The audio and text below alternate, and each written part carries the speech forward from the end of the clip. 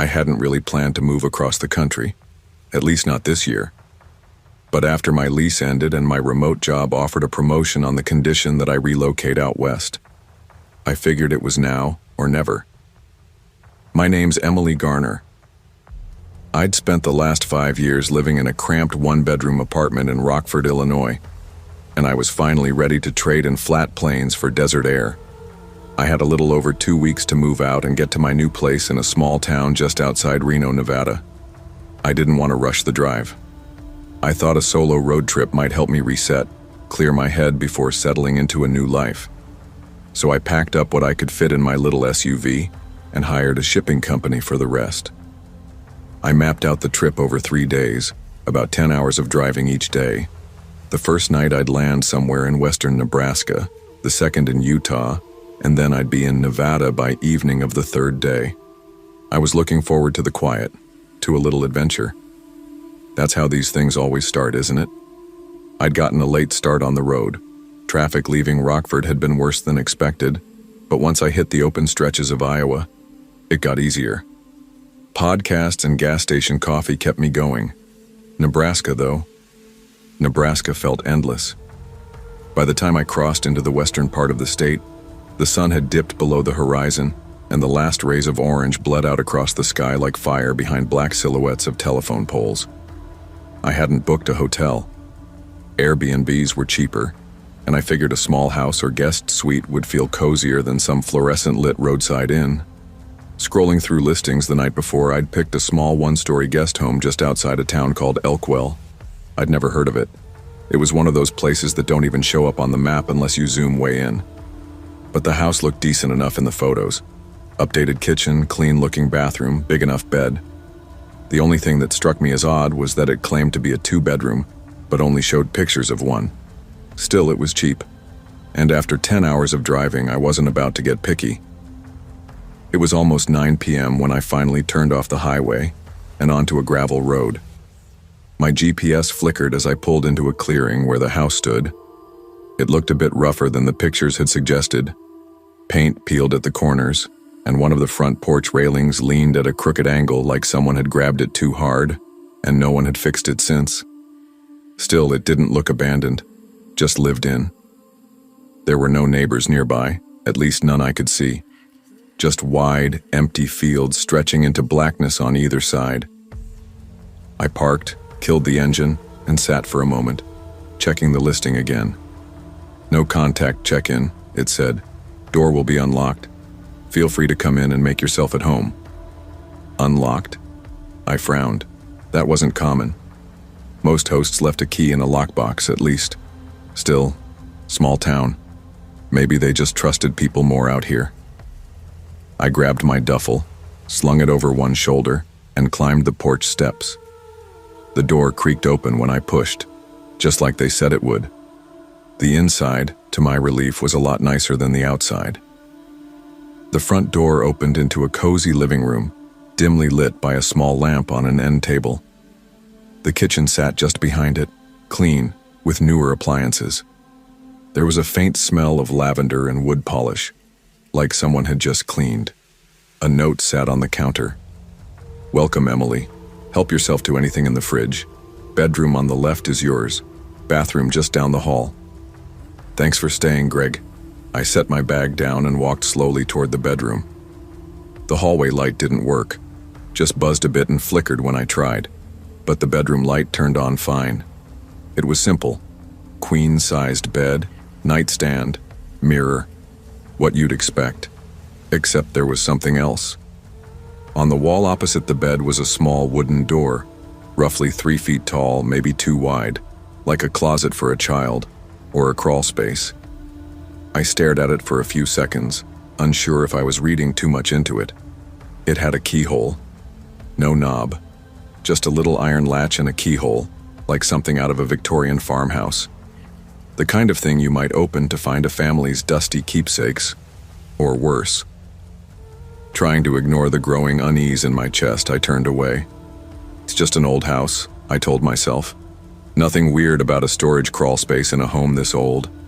But still, something about it unsettled me. The bed was comfortable. I fell asleep quicker than I expected, but I woke up maybe a few hours later. It was dead silent, and then I heard it. Tap, tap, tap. I froze. The sound was faint, deliberate, and rhythmic, coming from the wall, maybe the floor. Number. From the direction of that little door. I sat up slowly, heart beginning to hammer. I reached for my phone on the nightstand, hand fumbling. The flashlight clicked on, casting a cone of light across the room. The tapping stopped. I swung my legs off the bed and stood, slowly approaching the small door. I wasn't sure what I intended to do. Open it? Run? I knelt down, listened. Nothing. Just silence now. I stood back up, took a breath, and went to the kitchen, grabbed the heaviest knife from the drawer. I don't know why I didn't just leave. Part of me thought maybe I was just being paranoid, tired, overthinking it. Back in the room, I shoved the dresser in front of the little door. It wasn't much, but it made me feel slightly better. I left the lights on, crawled back into bed, and eventually fell asleep again. I woke to the sound of footsteps. Not inside, outside, behind the house, crunching slowly on gravel. It was maybe 3:30 in the morning. My phone screen lit the time as I reached for it. I turned off the white noise app I'd started after the tapping, holding my breath, listening. Nothing. Then, another crunch. I stood up, went to the window, pulled the curtain back just an inch. There was a figure, a man, maybe 30 yards away, kneeling in the grass near the back of the house. I couldn't see his face, just a silhouette in the dim moonlight. He wasn't moving, not doing anything, just kneeling, staring maybe. I didn't wait to find out. I threw on my hoodie, grabbed my bag and keys, and left the house. The porch groaned under my feet as I rushed down it. I didn't look back. I jumped into my car, locked the doors, started the engine. When I backed up and pulled around the side of the house, I glanced once toward the back. The man was gone. But the small back door, what looked like a storm entrance to the crawlspace, was open. Wide open. I drove for 30 minutes before pulling into a gas station, shaking. My hands wouldn't stop trembling. I texted the host. "Hey, I just left early. I think someone might have been behind the house. You should call the police. That crawlspace door out back was open. I didn't touch it." The message was read within minutes. No reply. I never heard back from him. When I checked the listing the next day, it was gone. Deleted. As if it never existed. I called Airbnb support, but they claimed they had no record of my reservation. No host by the name Greg in Elkwell, Nebraska. I even Googled the address I'd written down before leaving. Nothing came up. No listings. No property. It was like the house had vanished. I made it to Nevada a couple of days later. My new place was smaller than I imagined, but at least it felt safe. I try not to think about it, but some nights I wake up in the dark, and for a second, just a second, I swear I hear that same soft tapping at the foot of my bed. And sometimes when I check my Airbnb account, that stay still isn't listed.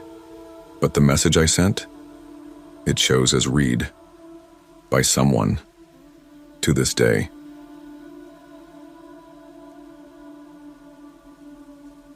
I should have known better. Not because the place looked bad or because anything seemed off at first glance, but because I ignored the patterns. That's what gets people caught up in bad situations.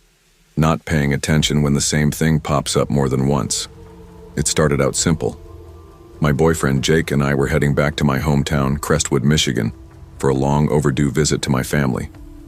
It wasn't the kind of trip I was eager about. Visiting my parents usually involved passive-aggressive comments from my mom and tense silences with my dad, and Jake knew it. He was supportive, even offered to just get a hotel in Detroit to avoid the awkwardness altogether, but I suggested an Airbnb instead. Close enough to stop by and visit, but far enough to give us space. After scrolling for hours and comparing listings, I found one that looked just right. A remodeled one-bedroom condo just 15 minutes from my childhood home. Clean, Minimal, modern. It had plenty of 5-star ratings and the photos made it look cozy. The host, a woman named Ruth, had over 60 reviews and a solid profile picture. No red flags, except a handful of comments scattered throughout the review section that all mentioned the same thing: the neighbor. They didn't say much, just things like odd interaction with the lady next door or weird vibes from upstairs neighbor. Some people brushed it off, some mentioned it more seriously. I showed them to Jake. "You think it's worth worrying about?" he asked, eyeing the listing on my phone. I shook my head. "I've had weird neighbors before. I'll message the host." So I did. I asked her directly, "Hi, Ruth. Saw a few comments about the neighbor. Just wondering if that's still an issue?" Her reply was fast and polite. "Hi. Nothing serious. My neighbor is older and a bit nosy. She gets confused sometimes and has confronted guests before, but I always let her know when someone's staying. I'll make sure to tell her you two are coming. Thanks for asking." It seemed honest enough. Everyone's got one slightly off neighbor, right?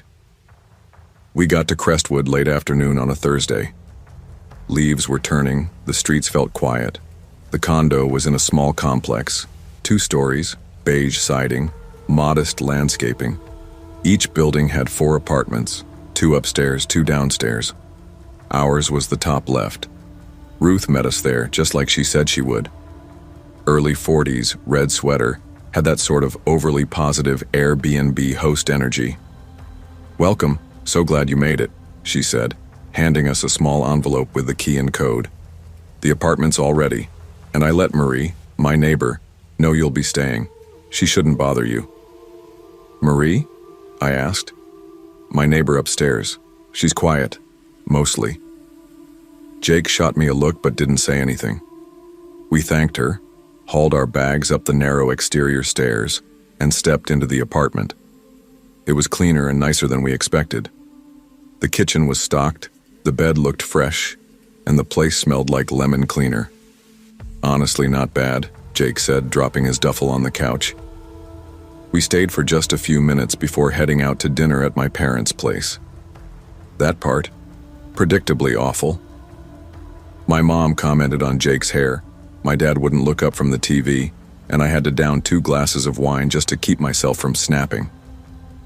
We left around 10 p.m., emotionally drained but laughing in the car as we made our way back. That's when things started to feel strange. We pulled into the lot, and as Jake parked, I glanced up toward the top right apartment, the one across from ours, and saw someone watching us. There was a curtain slightly pulled back, and behind it, barely visible except for her pale face, was an old woman. She didn't blink. Her mouth was tight, almost like a grimace, and her eyes, wide open, glassy. "Do you see that?" I asked Jake. He followed my gaze. "Yeah. Maybe that's the neighbor? Why is she just staring?" He didn't answer. We got out, walking slowly toward the front door. Her face didn't move. She didn't step away from the window, didn't react, just watched us with an intensity that made my skin crawl.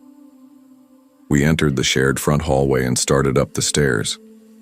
That's when I saw her, Marie. She was standing right at the top of the staircase, maybe 5 feet away. No sound, no greeting.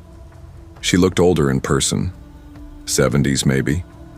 Gaunt face, thin frame, wearing a nightgown and heavy cardigan even though the hallway was warm. Her hair was unkempt, and her arms hung limply by her sides. Jake didn't say anything. I didn't either. We walked up slowly.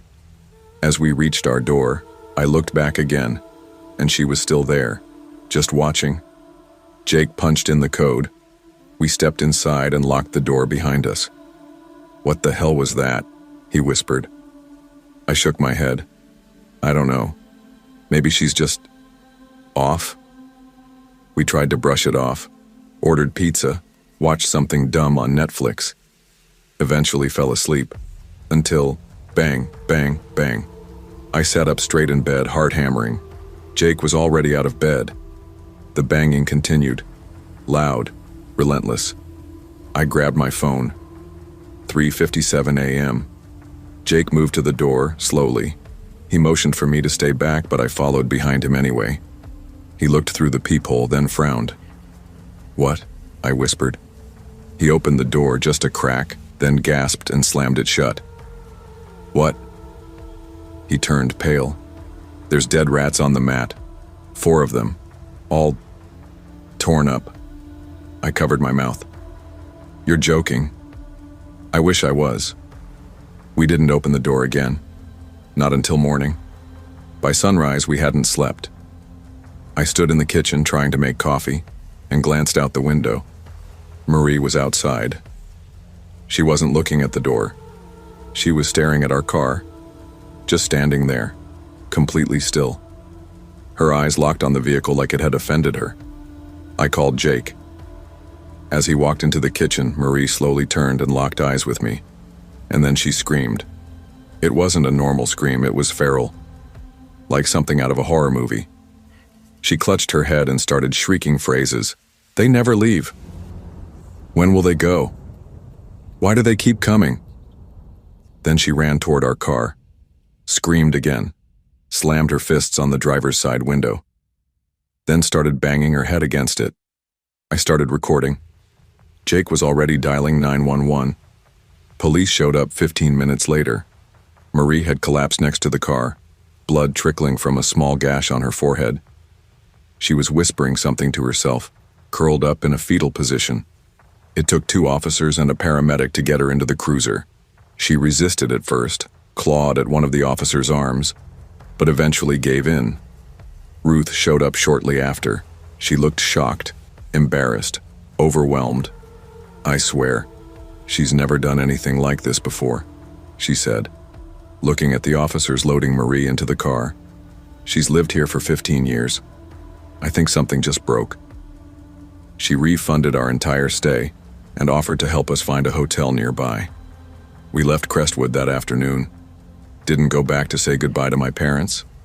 Didn't even look at the apartment again. I don't know what Marie's deal was. If she was sick, if she'd snapped, if maybe that place had seen something before. But I do know this. Next time I read reviews, I won't be so quick to brush them off. Because some patterns aren't just coincidences. They're warnings.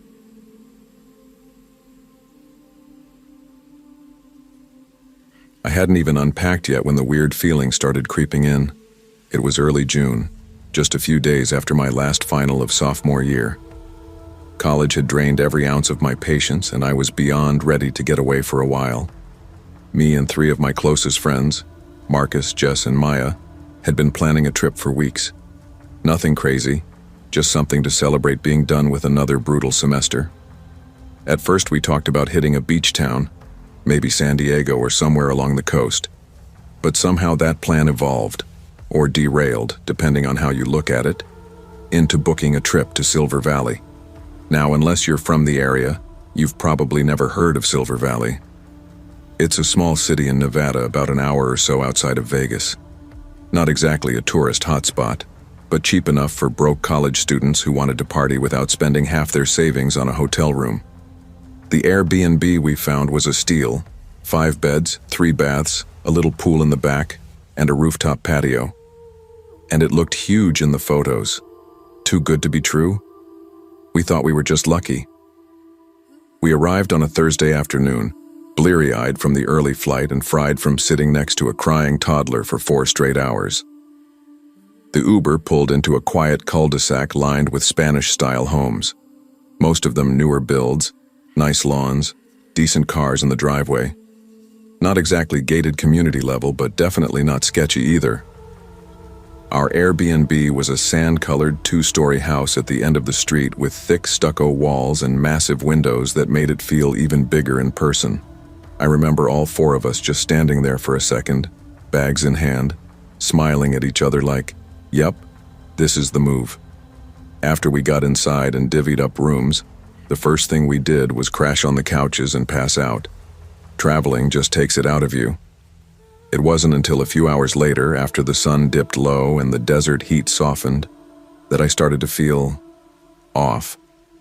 Maybe it was the unfamiliar stillness of the neighborhood, or how quiet the house felt once Marcus and Maya went to bed. Me and Jess were the only ones still awake. We'd been sitting on the patio sipping the cheap wine we picked up at the airport kiosk when she suggested going for a walk. "Just to see the place," she said. "It's too quiet." I was hesitant. I usually don't like walking around places I don't know, especially after dark, but we weren't in some rundown area. If anything, the place felt too clean, like the kind of neighborhood they shoot commercials in. So I said sure. We grabbed hoodies, left our phones charging inside, and stepped out into the crisp Nevada night. I remember the sky was this deep violet, stars actually visible, rare for someone like me who grew up in LA, and the houses at first were all well kept, with glowing porch lights and garden flags fluttering in the breeze. Then we hit the end of the block. The street curved and the houses changed, like instantly. The nice stucco homes turned into low, single-story buildings with boarded-up windows and overgrown lawns. One even had a car in the yard with no wheels. The sidewalk cracked beneath our shoes and all the porch lights were out. It didn't feel like we were in the same neighborhood anymore. It didn't even feel like the same city. Jess slowed beside me. "This is weird, right?" she asked. I nodded. "Yeah, let's loop around. Head back." We were about to turn left when we saw it. A small silver SUV creeping toward us. No headlights, just the soft crunch of tires on asphalt. It rolled up beside us and stopped. The window came down. An older woman, probably late 50s, was in the driver's seat. She had thick gray hair, pulled back into a ponytail, and wore a lavender sweater that looked like it belonged in the 80s. Her head twitched slightly like she couldn't hold it still. "You two are such a cute couple," she said with this unnatural smile that didn't match her voice. It was almost childlike. Jess laughed awkwardly. "Thanks." The woman kept smiling but didn't say anything else. Her eyes flicked back and forth between us. I nodded politely, hoping she'd move on. Eventually she did. The car rolled past us and vanished around the next bend. Jess and I just looked at each other. "Let's go," I said, already walking faster. We made it back to the house in under 5 minutes, hearts still pounding, and didn't say much as we locked the door behind us. I pulled all the curtains shut while Jess checked the side windows. Neither of us wanted to admit how unnerved we were. It wasn't what the woman said. It was the way she said it, like she was rehearsing a line from a play. Just when we started to settle down, we heard it. The soft hum of an engine outside. I peeked out the front window. It was her. Same SUV. This time, parked directly in front of the house, no lights, no movement. She was just sitting there, staring at the house. I ducked down. Jess had already backed into the hallway whispering, "Call Marcus." By the time I grabbed my phone and texted him, the SUV was gone again. Just like that. We didn't sleep that night. All 4 of us ended up in the living room with the TV on, lights blazing, trying to act like we weren't scared out of our minds. By morning, we were exhausted but alive. Nothing else happened until later that day. We told the Airbnb owner what had happened, not really expecting much. To our surprise, he was super apologetic and even offered to refund us for the last night if we wanted to leave early. We took him up on it. That evening, trying to shake off the weirdness, we went into the city. Spent the whole day walking around Silver Valley's tiny downtown strip, eating overpriced food and browsing weird little gift shops.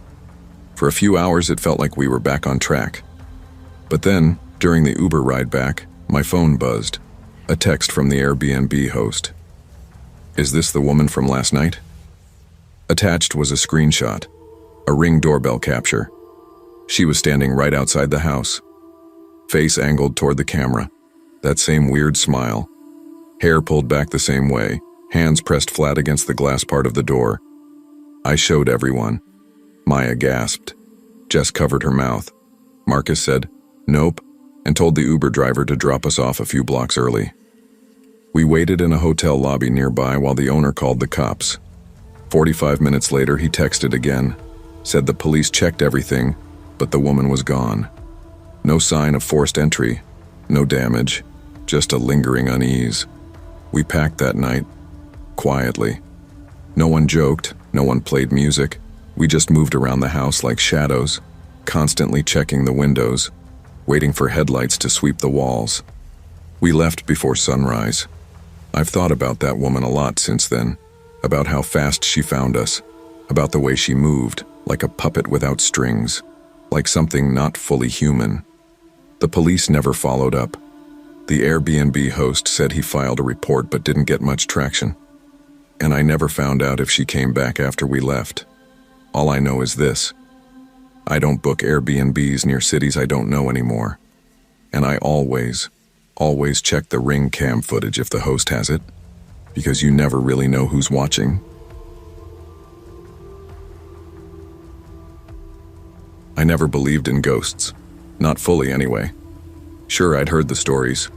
My mom's tales about shadowy figures on her childhood farm, or my brother's weird experiences in military barracks overseas. But I always chalked it up to stress, dreams, maybe an overactive imagination. I'd served in some stressful environments myself and never saw anything that couldn't be explained.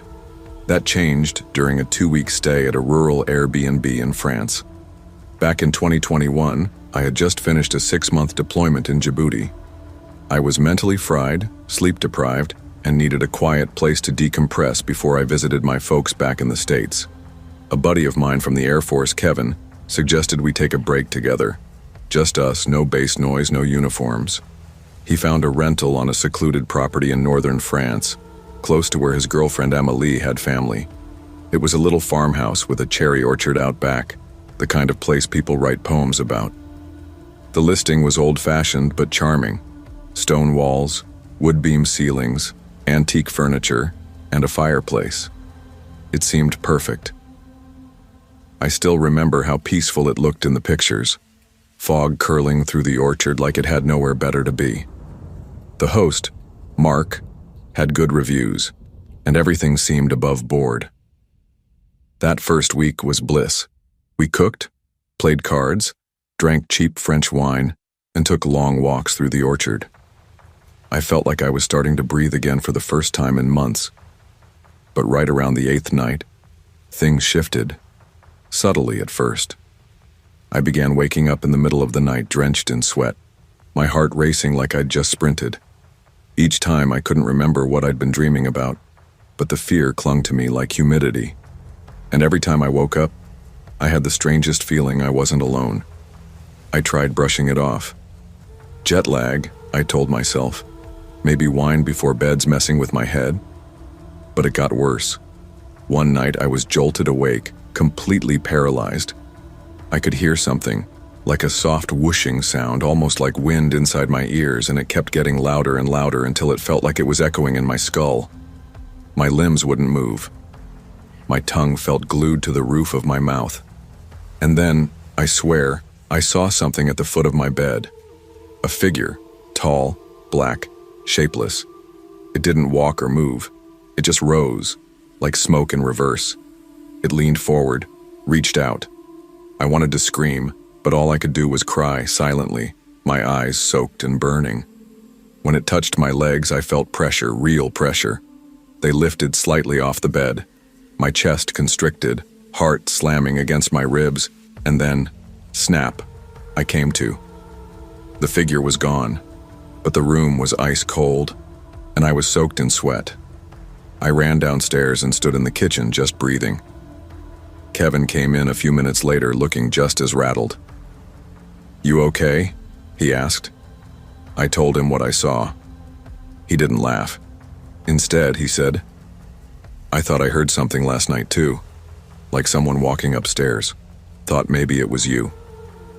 That's when I realized something. Every night I had these nightmares.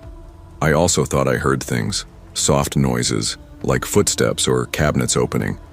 But I'd been too scared, too paralyzed to go check. Kevin's girlfriend Amélie arrived the next day to spend the weekend with us.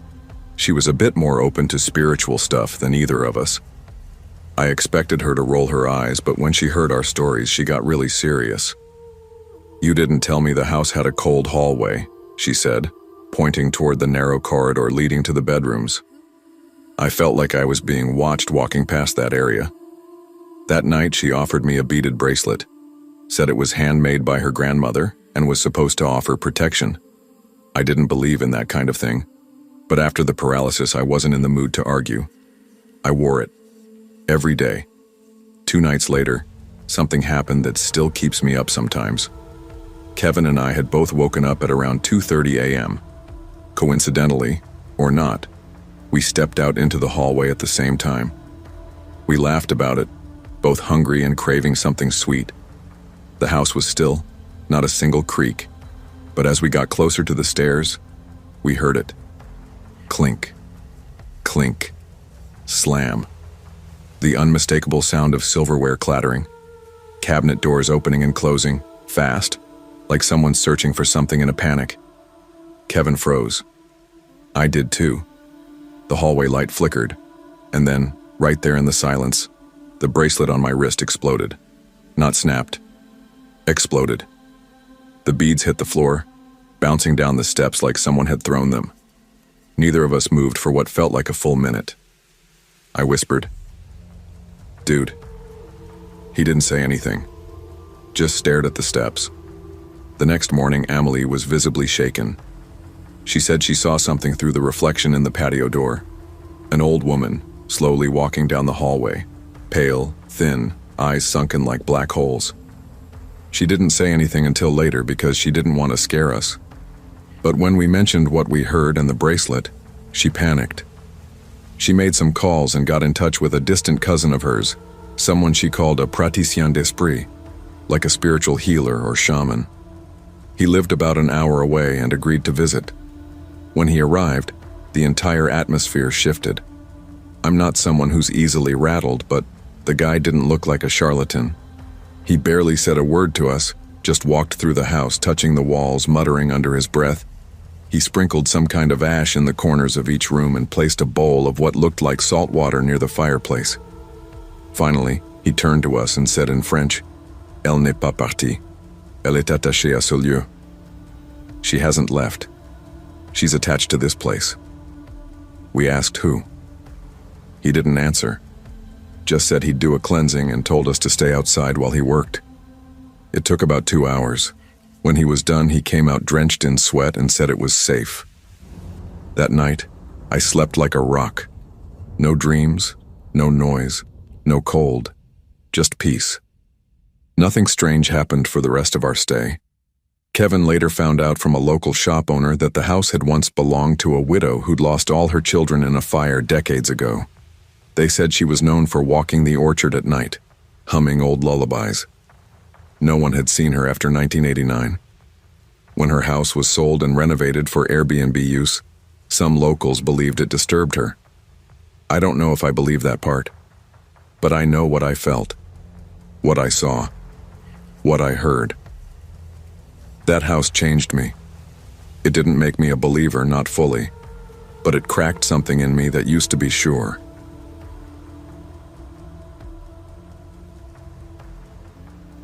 I never thought a spontaneous trip to a quiet stretch of North Carolina farmland would leave me shaken for weeks.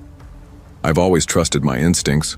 I'm a planner, a mother, and usually calm under pressure. But nothing prepared me for what happened at that Airbnb. My daughter, Ava, had just finished the school year. She's 8, bright, imaginative, and always looking for adventure. I wanted to celebrate her moving up a grade and also needed a change of scenery for myself. Life had been heavy lately. A divorce finalized 6 months ago, a stressful desk job I was trying to take time away from. So when I saw the listing for a small guest house on a secluded 12-acre property outside a town called Pinebrook, it felt perfect. The host, Ms. Lillian, had glowing reviews. Southern charm, private escape, warm and inviting. The pictures showed an adorable white guest house tucked behind an old farmhouse, surrounded by trees and open fields. Just what I needed. Peace, privacy, and time to reconnect with Ava. We booked 6 nights. We drove nearly 14 hours from New Jersey. By the time we arrived in Pinebrook, the sun was setting, casting golden light across the fields. The air smelled like honeysuckle and damp soil. As we turned onto the long gravel driveway, Ava looked out the window and said, "It's like a storybook." The guest house looked just like the photos. Clean, quaint, quiet. But the moment we got out of the car and began unloading our bags, I realized I couldn't remember the door code. It was a 7-digit number, long, weirdly random, and I hadn't written it down. Frustrated and tired, I left Ava with the bags and walked across the property to the main farmhouse. The front porch creaked under my feet as I knocked. A moment later, the door opened. Miss Lillian looked like someone out of a 1950s magazine. Silver curls pinned back, floral apron, a smile that didn't quite reach her eyes. "Well, honey," she said with a warm drawl, "you must be my guest." She welcomed me inside to get the code. I hesitated at the threshold, not wanting to be rude, but something about the way she said "my guest" stuck in my head. Her living room was cozy, full of vintage furniture and lace. She offered me sweet tea, which I politely declined, but Ava, curious and polite, accepted a glass. Then Lillian crouched in front of Ava, smiling wide. "So what's your favorite color, sweet pea?" she asked. Ava looked at me and answered, "Blue." "Now you hush a bit, Mama," Lillian said to me with a teasing smile. "Let's see if she can answer all by herself." That caught me off guard. It was said lightly, but I didn't like being told not to speak, especially around my daughter.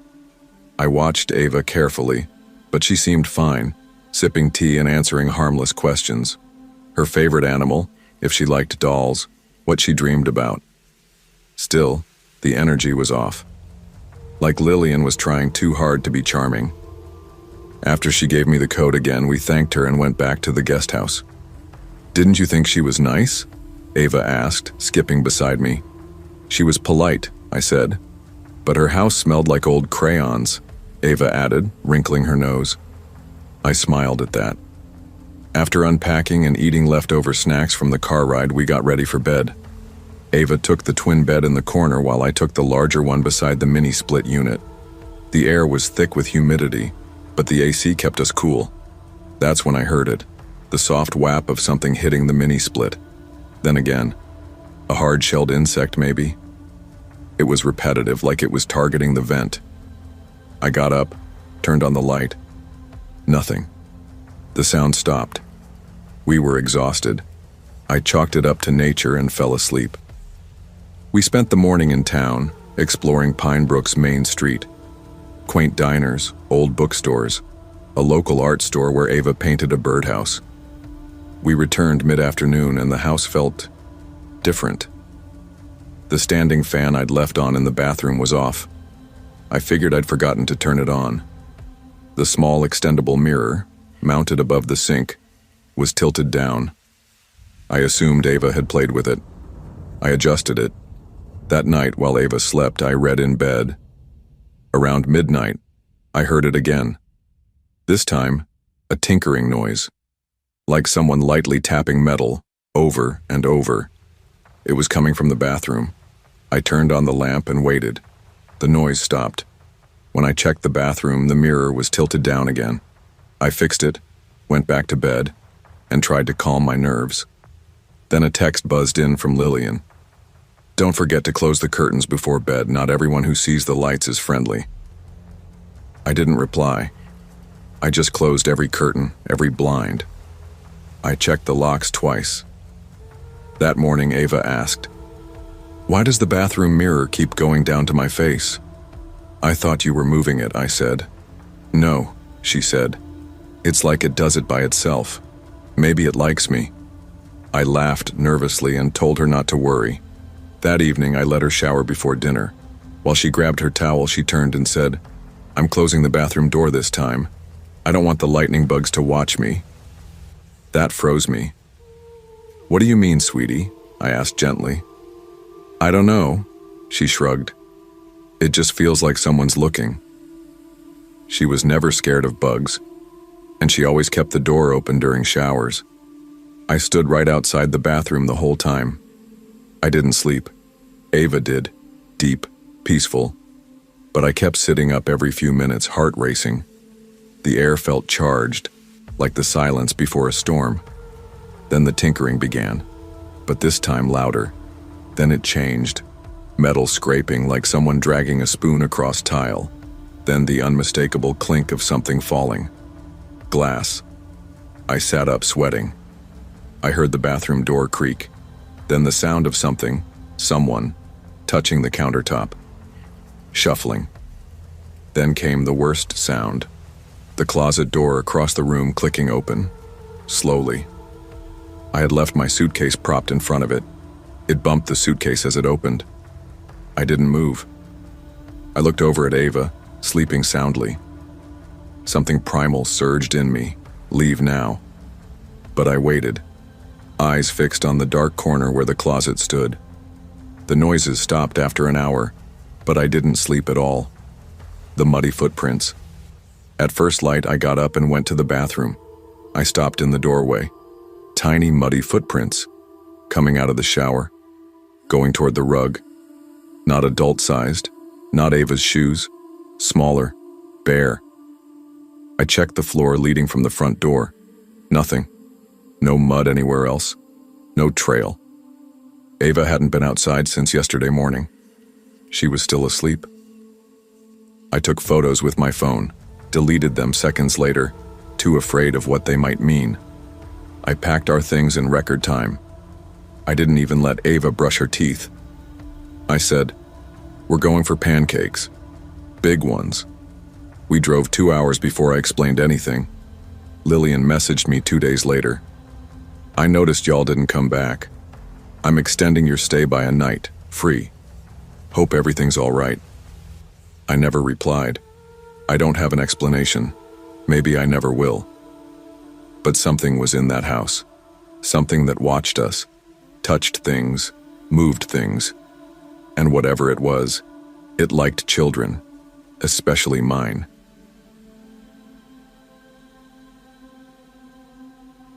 I booked the cabin because I needed to disappear for a while. Not in a dramatic way, not like running from something, but the kind of disappearing you do when the world starts pressing too close and you can't breathe unless there's space and silence around you. I'd just come off 3 back-to-back night shifts at the hospital. My eyes felt like they were vibrating from the inside.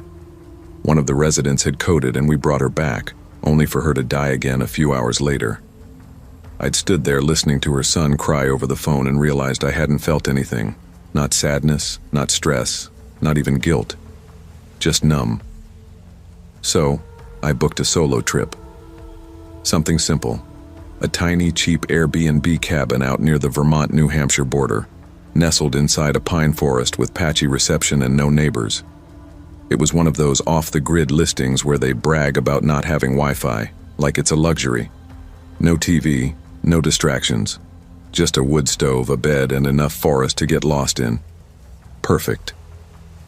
I told a couple friends where I was going, left my itinerary in our group chat, and threw my gear in the car. I planned to stay for 4 nights, just long enough to reset.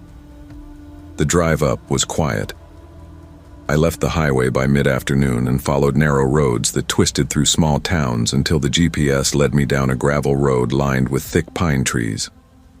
My tires crunched over old, wet leaves as I crawled toward the drop pin.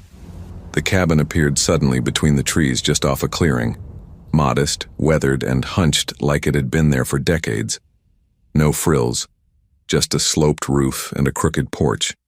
I parked off to the side near a decaying stump, the only obvious spot to pull in. It was colder than I expected. My breath fogged as I stepped out, the smell of moss and wood smoke hanging heavy in the air. The silence was pure. Not even birdsong. I liked it immediately. I grabbed my duffel bag and sleeping bag from the trunk and made my way inside. The interior was what you'd expect, if you've stayed in old cabins before. Knotty pine walls and uneven floor, a pot-belly stove that looked more aesthetic than functional. The mattress on the bed was firm but clean. A small kitchenette held some basic cookware, a couple mismatched mugs, and a note from the host. "Welcome, Emily. Firewood is stacked outside by the shed. Water pumps on the side of the house. Signal's spotty, but you can text if you need anything. Enjoy the quiet. Jonah." There was no key, just a sliding deadbolt inside and a basic doorknob lock. Fine by me. That first evening was uneventful. I made some tea, read for a while, then curled up under the thick blankets. I didn't sleep well, though. The wind creaked through the trees, and at one point I thought I heard something knock against the siding. A branch, probably. Still, I got up to check. Nothing. I turned on the outside light for a bit, just in case. Only darkness beyond the porch. I woke around 7 a.m. to pale gray light leaking through the cabin window. The air inside was cold, colder than it should have been, but I didn't feel like messing with the stove. I boiled some water on the gas burner and had coffee wrapped in a blanket by the front window. My plan that day was simple. Hike out along the fire road about a mile and scout the trail entrance I'd read about online. My friend Claire was supposed to meet me the following day to do a longer hike together. I figured I'd check conditions and make sure the path wasn't still a swamp from last week's rain. By noon, I had my boots on, jacket zipped, and headed out.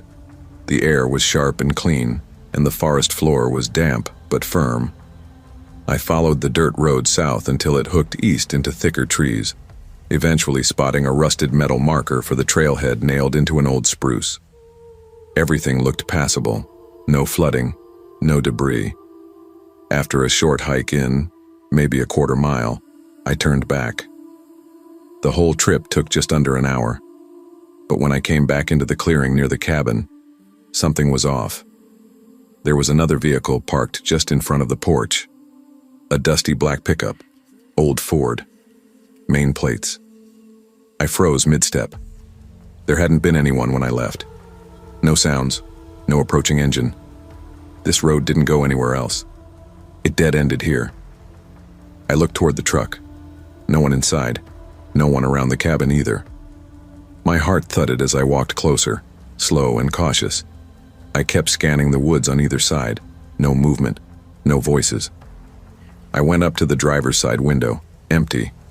Keys still in the ignition. A single coffee cup in the holder, half empty. The engine was cold. I walked around to the front door, tested the knob. Still locked. I stepped back, unsure what to do. No note, no one in sight, and no reason for anyone to be here. I stood in that clearing for maybe 10 minutes just staring at the trees. Eventually, I went inside and locked the door behind me. I checked every room, closet, under the bed, behind the bathroom curtain. Nothing had been touched. My phone buzzed in the kitchen where I'd left it charging. It had managed to find enough signal for texts. I opened the Airbnb app and messaged the host. "Hey Jonah, there's a black pickup parked outside the cabin. Did you or someone else stop by? Just want to make sure everything's okay." I stared at the screen, waiting for the typing indicator. Nothing. By 5 p.m., the truck was still there, unmoved. No one had come back for it. I sat by the window watching the tree line, my coffee cold in my hand. I started thinking maybe someone was hunting nearby and had parked here because it was the only clearing. Still, it felt wrong. Too quiet, too deliberate. At 7:53 p.m., my phone buzzed. A text from Jonah. "No one else should be there. That truck's not mine. Call the sheriff if you're worried." That was it. My hands went cold. I read the message twice. No one else should be there. I stood, walked quietly through the cabin, making sure everything was still locked. The outside light didn't reach very far, just cast harsh yellow light across the porch and a few feet of gravel. I decided I wasn't staying. Then it happened. As I was stuffing clothes into my bag, I heard footsteps on the porch. Not heavy stomps, slow, deliberate ones. I froze mid-pack, holding a hoodie in one hand. The footsteps stopped just outside the door. No knock, no voice. I crept forward and peered through the peephole. There was a man standing there, back to the door. He wasn't moving, just staring out toward the truck, hands at his sides. Something about the way he stood, too still, too straight, made my stomach twist. He didn't knock, didn't try the door, just stood there like he was listening. I stepped backward into the hallway, trying to make as little noise as possible. 3 steps in, a floorboard creaked under my heel. Immediately, I heard him turn. The doorknob shook, violently. He was trying to get in. I bolted to the bedroom and slammed the door, turning the tiny lock and grabbing my phone. I dialed 911. The dispatcher answered and I told her someone was trying to break in. I could barely get the words out. While I was on the phone, the banging stopped. Then, silence. I waited, barely breathing. And then, the sound of the truck engine. By the time the police arrived, the man and the truck were gone. I didn't stay the night. I drove to the nearest town and got a room at a roadside inn, locked every bolt, slept with the lights on. The police took a statement but said there wasn't much they could do without a license plate or clear face. They searched the woods, found nothing. I tried asking neighbors nearby, only 2 within 3 miles, but no one had seen anyone come or go. I haven't gone back. Jonah refunded the rest of my stay and apologized profusely. What I can't stop thinking about isn't just the man on the porch, it's wondering how long he had been out there. Because I didn't hear a truck pull up. Because when I came back from that short hike, he was already gone from the truck. And because the forest around that cabin is so thick, so quiet, that he could have been standing just a few feet in the trees, watching, for hours.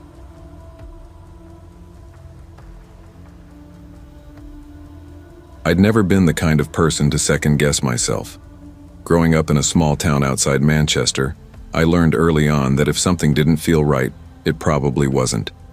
Still, I've always tried to give people, and places, the benefit of the doubt. So when I accepted a remote position with a marketing firm and decided to spend a few months away from the city, it didn't feel like a big deal. I needed the break.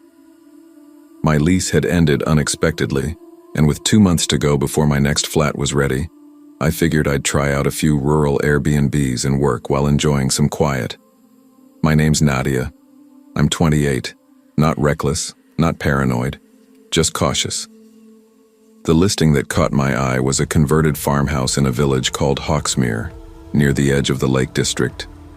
The photos showed an old but charming brick home with ivy crawling up the sides, a spacious kitchen, 5 bedrooms, and a sunroom that looked out onto a garden surrounded by woods. The place seemed peaceful, remote, but not completely cut off. The host, Claire, messaged me back within minutes of my inquiry.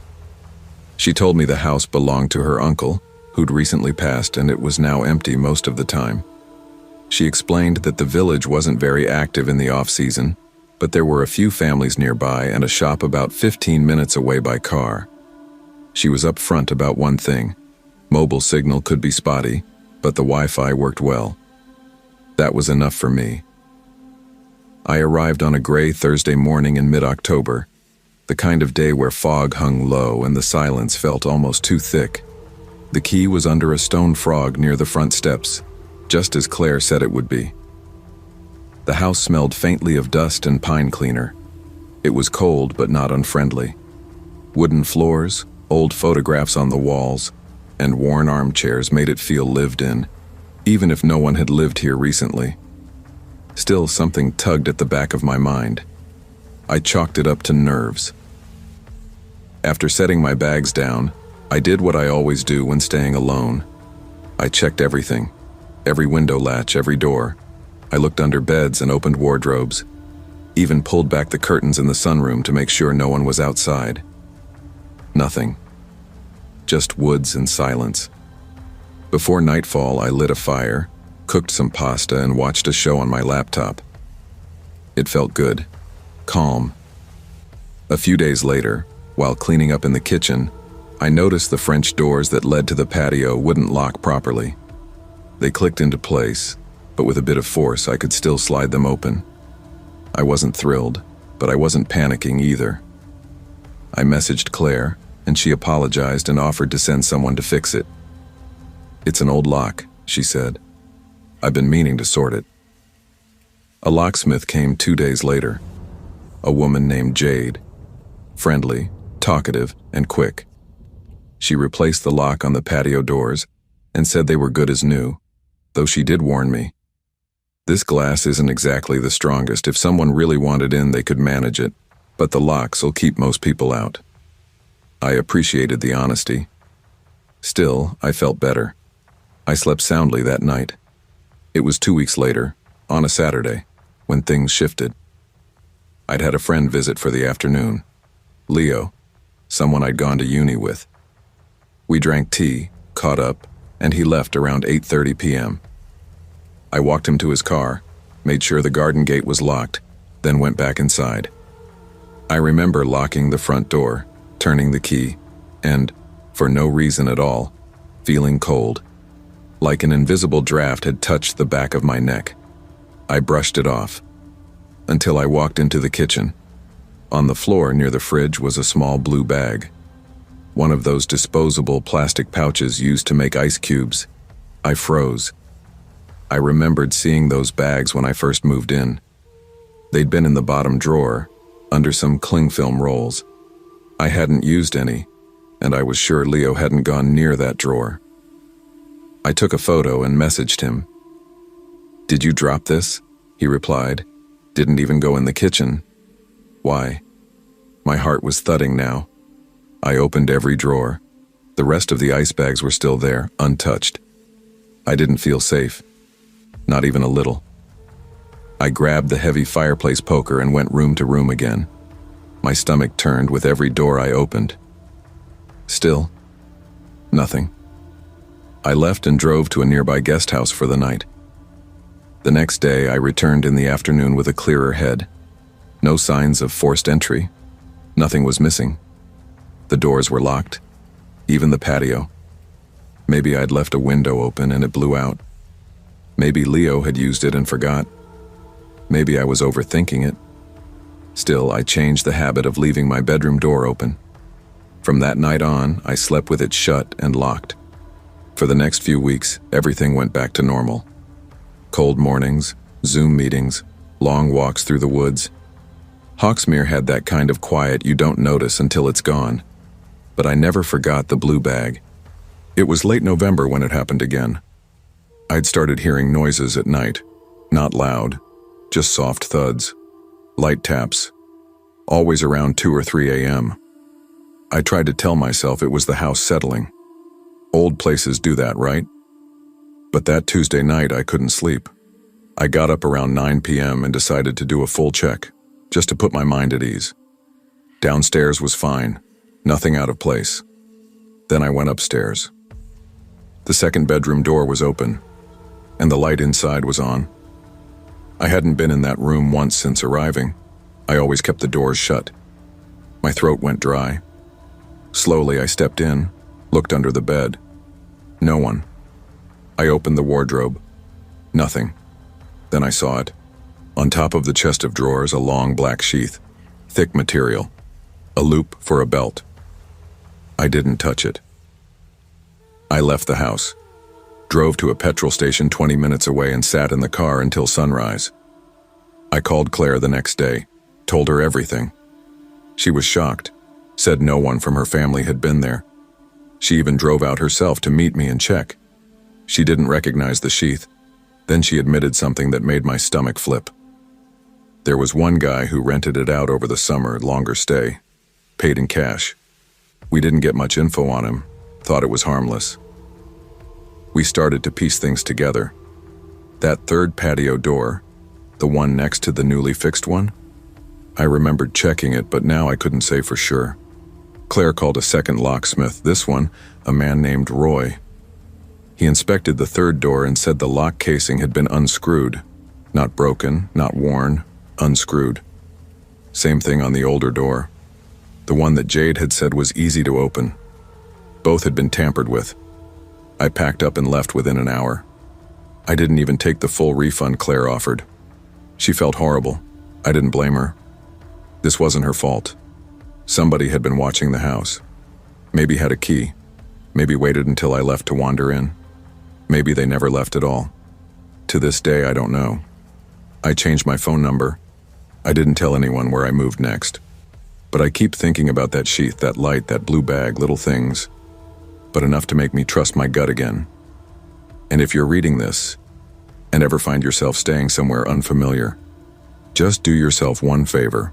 Don't ignore the little things, because sometimes those little things are the only warning you'll get.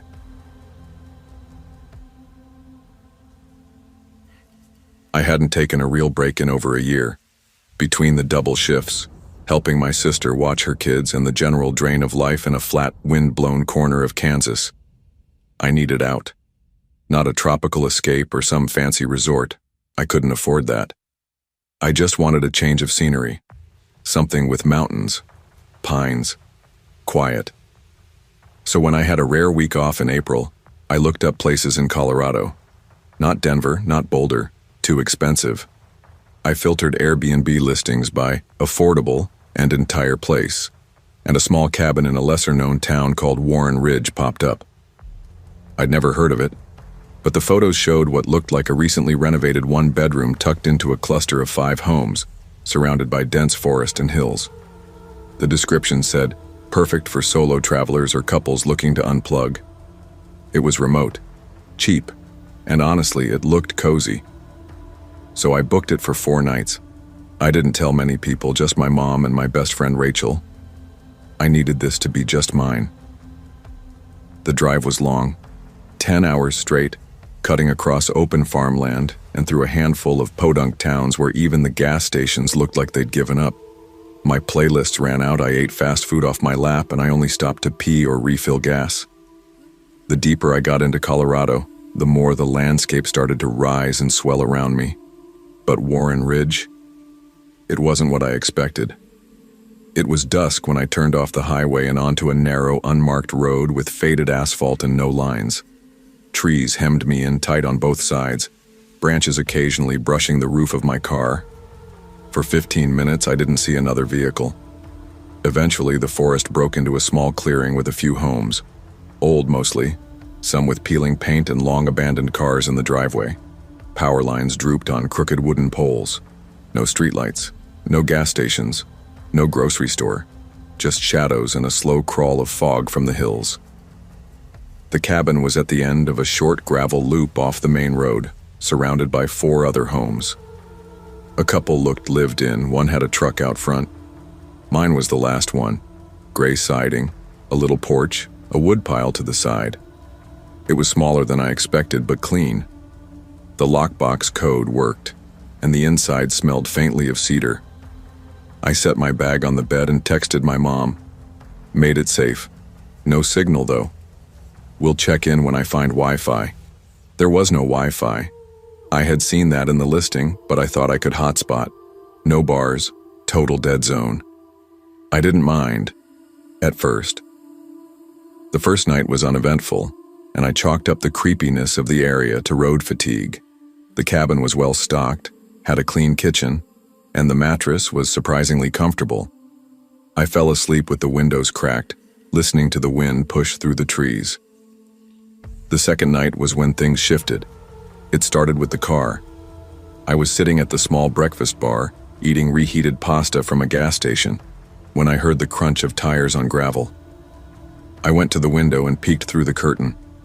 A dark-colored sedan, maybe a Nissan or Hyundai, was pulling into the gravel drive beside the cabin.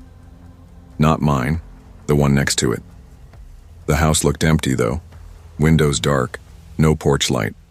The car stopped, idling for a moment before shutting off. Headlights faded, but no one got out. I waited, watched. Nothing. After 2 full minutes, I turned away. Not my business. Maybe someone lived there. Maybe they were visiting. Maybe they were just sitting in their car for a bit. But I couldn't shake the weirdness of it. That night, I went to bed around 10:30. I'd left the windows cracked again. The air smelled good up here, like pine and cold soil, and I liked the night sounds. But around 2 a.m. I woke up. Not from a noise, just awake. Heart beating too fast, breath shallow. Something felt off.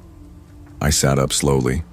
The bedroom was dark except for a faint sliver of moonlight coming through the window. And that's when I saw the eyes. 2 of them. Low, level with the window, reflecting the moonlight, looking at me. I couldn't move. My skin felt electric, like static crawling across every inch. The figure didn't move, just stared. After maybe 10 seconds, it slowly ducked out of sight. I leapt out of bed, heart pounding so hard I thought I might pass out.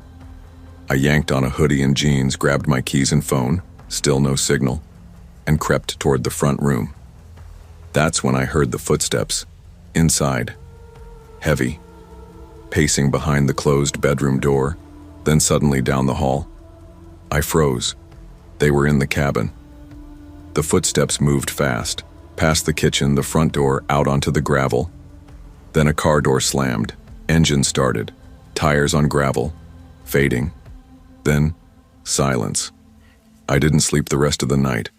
At sunrise, I packed everything, tossed it in the car, and drove straight to the tiny police substation in a town 25 minutes away, called Meadowbrook. I told them everything. Window, footsteps, open door. They jotted down my statement, gave me a bored look, and said they'd have someone swing by and take a look. They didn't. I didn't go back.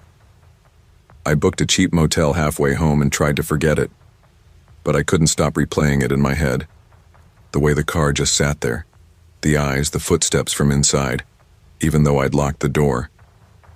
I double-checked the Airbnb listing weeks later. It was still up. The reviews were all positive. Nothing mentioned what happened to me. It made me feel like maybe I'd imagined it, dreamed it, but I didn't, because I still have a photo on my phone. A blurry, dark shot I took through the front window the next morning, just before I left. And in the dirt outside the bedroom window, footprints, one pair, facing inward, standing still, watching.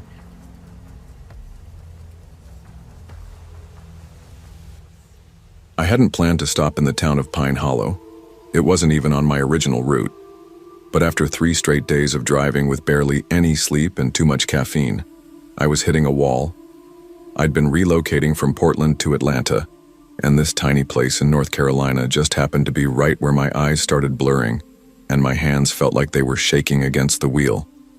It was almost midnight, and I didn't want to waste time scrolling through reviews or trying to find a hotel with a receptionist still awake. So I opened my Airbnb app, filtered for entire place, found a standalone guest house just off Route 27, and booked it without even reading the full description. The price was cheap, it was on my path, and I just needed a place to crash for the night. That was it. The host's name was Kevin. Profile picture, a blurry selfie, and a bio that read, "Quiet spot for travelers. Just lock up when you leave." Sounded good enough to me. I pulled into the gravel driveway a little after 12:15 a.m., gravel crunching under my tires like a warning I couldn't quite place. The house was tucked back off the main road, behind a wall of pine trees and vines that clung to the wooden fence like they were holding it in place. There were no neighbors in view, no cars, just a motion sensor light flickering at the door, trying and failing to stay on. I sat there in the car for a moment with the engine idling. My stomach churned, partly from the gas station burger I'd forced down earlier and partly from something else. That tired, shaky kind of instinct that says, this feels off, but that your brain is too foggy to fight. Still, I was too exhausted to care. I just wanted to sleep. I grabbed my backpack from the back seat, locked my car, and headed up the 3 creaky steps to the front door. The keypad was easy enough and the lock clicked open without issue. The smell hit me immediately. It was sharp and wet, like mold under drywall or a decaying animal trapped behind insulation. Not strong enough to gag me, but sour enough to make my nose wrinkle. I pulled my shirt collar up to my face instinctively. Okay. One night, I muttered aloud, trying to shake the creeping feeling. Just sleep and go. The inside of the guest house was small, kitchenette on the left, bathroom on the right, couch straight ahead with a TV mounted above it, and a single bedroom tucked into the back corner. The place had that generic short-term rental look, mass-produced art, IKEA furniture, and a tiny bowl of fake lemons on the counter. I peeked into the bedroom, but the smell was stronger in there, like much stronger. A wave of it hit me as soon as I crossed the threshold, clinging to the back of my throat. I stepped back immediately, deciding I'd just sleep on the couch. I tossed my bag onto the coffee table and pulled the throw blanket from one of the chairs. It smelled faintly of dust, but it was warm. I laid it out on the couch, sank into the cushions, and let my head fall back. My eyes were already closing. That's when the first sound came. A loud, dull thump deep in the walls, like something heavy had been dropped or fallen. It wasn't the kind of creak an old house makes when it settles. This had weight behind it. I sat up slowly, heart rate spiking more from confusion than fear. I listened. Silence. Maybe something fell outside? A branch? A raccoon? I was in the middle of nowhere. Still, I stood up and did a quick check. Kitchen, clear. Bathroom, nothing. Bedroom, still reeking, but undisturbed. I lingered in the hallway, head tilted, waiting for another sound, but the place was dead quiet. I went back to the couch, shook my head, and grabbed my phone. I started planning out my route for the next day, looking at gas stations and diners, trying to focus. Then, about 5 minutes later, thump. Exactly the same. Low. Solid. Impossible to pinpoint. This time I froze, phone still in my hand, finger hovering over the screen. The sound hadn't come from outside, it was inside the house. But I couldn't tell from where. The acoustics were weird, bouncing around like the walls were hollow. I got up again, slower this time. My skin felt tight, like something invisible was watching me. I moved down the hallway again and flicked the lights on in each room, checking the closet, under the bed, behind the shower curtain, even opening the cabinet doors like I expected someone to pop out. Nothing. Back on the couch, I tried to reassure myself.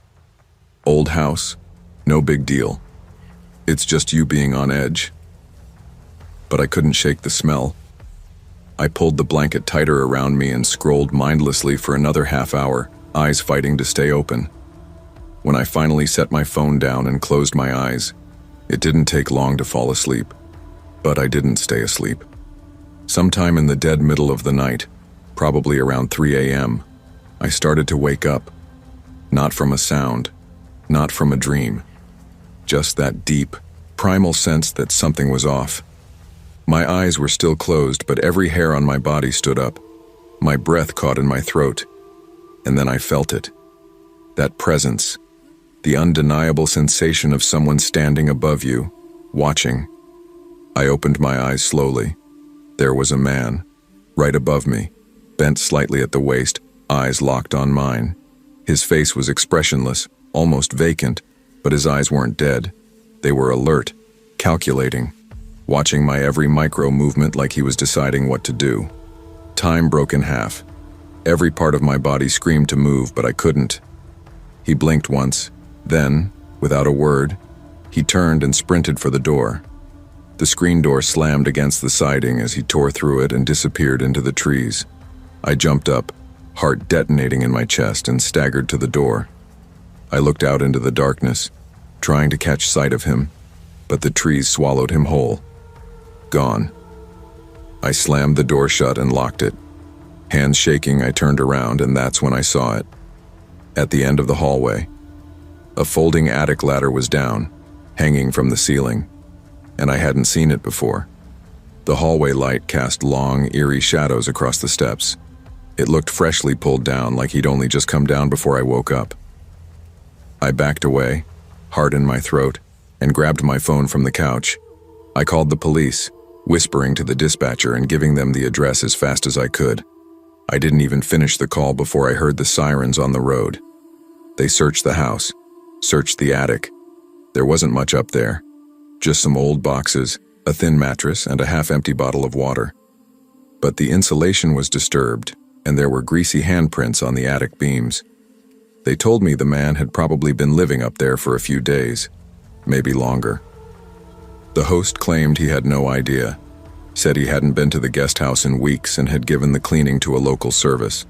But when the cops pressed him for surveillance, he admitted there wasn't any. No cameras, no alarms. Just a cheap lock and a stranger's word. I didn't sleep for 2 days after that. I finished the rest of the drive in one go, fueled by adrenaline and dread. Every time I closed my eyes, I saw his face. Those eyes, that moment frozen in time where I woke up. and someone who shouldn't exist in my world was standing over me, deciding whether or not to end it. It still plays in my head sometimes. That folding ladder, those two thumps, and the smell. Because now I wonder, was it mold? Or had something else died up there before me? I didn't waste another second. My hands were shaking as I unlocked my phone and dialed 911. 911, what's your emergency? I woke up and there was a man standing over me. He ran out the front door, but I think he was hiding in the attic. I'm in a rental house, an Airbnb. Please send someone. The dispatcher asked for the address. I fumbled to read it off the listing confirmation email, my voice cracking. She told me to stay inside with the door locked. Officers were on the way. I locked the door, then grabbed the heaviest thing I could find, a glass lamp, and waited near the hallway, staring up at the folding attic ladder still hanging down like a loose limb. My heart was pounding in my ears. The police arrived maybe 12 minutes later, but it felt like hours. 2 officers, both young, professional, but clearly alert. Guns drawn, they went straight for the attic. One climbed up while the other stayed below. I stood back, hugging my arms tightly. He's not up here now. The one in the attic called down. But there's a bedroll, food wrappers, water bottles, looks like he was living up here. I swallowed hard. For how long? Hard to say, judging by the smell and the stuff. At least a few days, maybe more. They checked the entire property, inside and out. No signs of forced entry. The front door and windows were all intact. You said you booked this place through Airbnb? One officer asked. His name tag read, N. Foster. Yeah, I said. I didn't really vet it. Just needed a place to sleep for the night. The other officer, J. Miles, nodded. We've had a few incidents with short-term rentals lately. Squatters, break-ins, even people using them when they're between tenants and don't update the listing. I felt a chill run through me. You think the guy was squatting and just never left? That's one possibility, Foster said. The other? He may have come in after the last guest left and stayed. Some of these homes have poor locks or no surveillance. And he just watched me sleep? Both officers went quiet.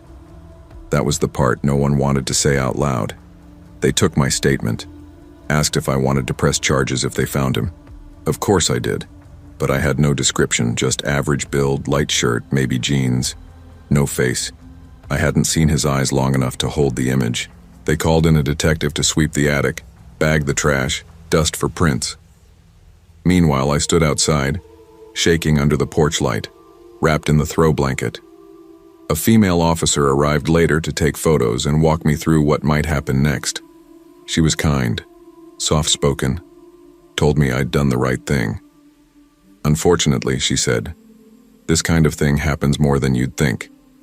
People pick remote listings, low security, and sometimes there are gaps in check-ins where no one notices someone staying behind. I didn't even know what to say. I just nodded. I left the property after sunrise. There was no way I was staying there another minute. I checked into a nearby motel and reported the listing to Airbnb. Their response was corporate, apologetic but distant. They refunded the night, gave me a voucher. No one called. No one asked if I was okay. I got a call from Officer Foster. Hey, just wanted to give you an update. We ran fingerprints from the attic. The guy's name is Brendan Locke. Local transient, priors for trespassing and minor theft. We've dealt with him before. He doesn't usually get violent, but yeah, this was a serious escalation. Did you catch him? Number he's likely couch surfing or in a homeless encampment. We'll keep looking. I felt empty. I'd expected relief, closure, but there was none. Thanks for letting me know, I said. Do you think he meant to hurt me? A pause. We don't know. Maybe he thought the house was empty again. Maybe he didn't expect you to wake up. Maybe he just liked watching. That answer did not help. I couldn't sleep for nights after that. Every creak in a room made me flinch. Every time I stayed somewhere new, I checked the attic, closets, vents. It became a ritual. Lock the doors, block the windows, scan every inch. I didn't tell many people, just a couple close friends. Most responded with, "Oh my God, that's terrifying," then changed the subject. No viral story, no dramatic capture, no Dateline episode, just trauma, quiet and lingering. I still use Airbnb sometimes, but I never book a place without multiple reviews. I never book houses anymore. Only shared units, hotels, places with cameras outside. And I always check for an attic hatch. Because the worst part wasn't that someone was in the attic. It was that I would have never known if I hadn't woken up. And some people don't.